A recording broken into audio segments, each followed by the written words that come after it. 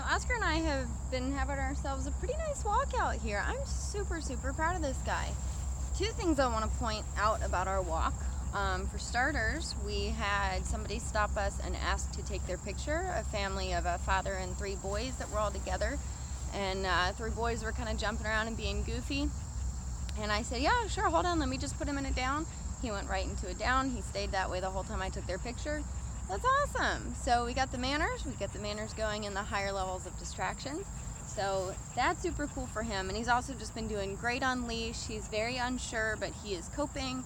He's remembering what he knows, which is awesome. And he's responding to cues on the remote collar great. So he's having a very successful walk here. We're keeping the tone pretty quiet for this outing, staying in a relatively quiet area. Another thing I want to point out, doesn't have nothing to do with him, but on a different note. So after taking their picture, one of the boys asked if he could pet the dog. And first of all, I love that he asked and he didn't just reach for the dog. A lot of adults aren't even good about that. And I politely told him, no, thank you for asking, but he doesn't like to be pet. And there's a lot of reasons not to allow people to pet your dog on walks. That's not to say you can't ever let someone pet your dog on a walk. If you've got a friendly dog who enjoys meeting people, and you're not struggling with leash manners, you're not struggling with reactivity, go for it. I still always recommend to people you don't make a habit of that, just because a lot of times that's how you develop reactivity, is when the dog expects to be pet by everyone who passes them. So I still don't like to make it a habit. I like to have a lot of structure to my walk, but if you've got a friendly dog who enjoys meeting people and somebody asks, go for it. If you want, it's your decision. You also absolutely have the right to say no, even if you have a friendly dog who doesn't mind being pet and who loves who loves meeting people. You absolutely have the right to say no. It's your dog. And again, that structure helps a lot with keeping the dog calm on walks.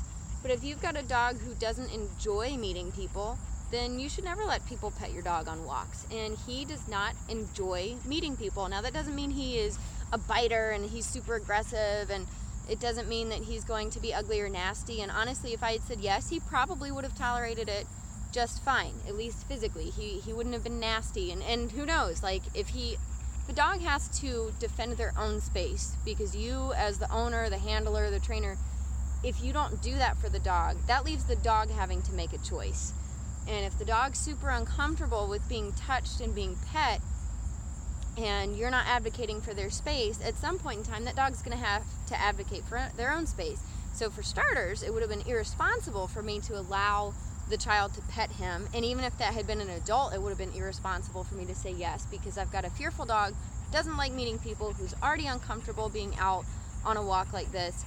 And now he's going, okay, tons of pressure on me. I'm super uncomfortable. Nobody's protecting my space. I'm going to have to do it myself. He could have bitten. He doesn't tend to be a biter, so he might have been just fine. But again, when you take advantage of a dog who's not physically acting on those things, over time, at some point, they're probably going to have to make that decision for themselves. Even if they don't go as far as to bite somebody, it's just not fair to them. It's not fair to allow other people to pet the dog. For what reason? He's not out here for anybody else's benefit. He's not out here for anybody else's sake, except for us being out on a walk. He's not a therapy dog going into hospitals with like the role of being pet. So that's just something that's really important to keep in mind. If you've got a dog that doesn't like meeting people, don't let people pet your dog.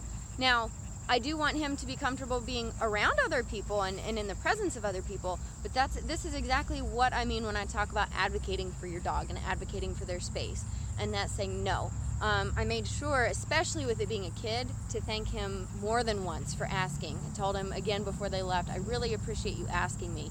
Especially like to instill that in kids, and he was very polite and respectful about it. But adults, anybody, it's your dog is out here for you. I'm not going to keep harping on that for too long. Just want to make that point. Super proud of this guy, and we're going to go enjoy the rest of our evening.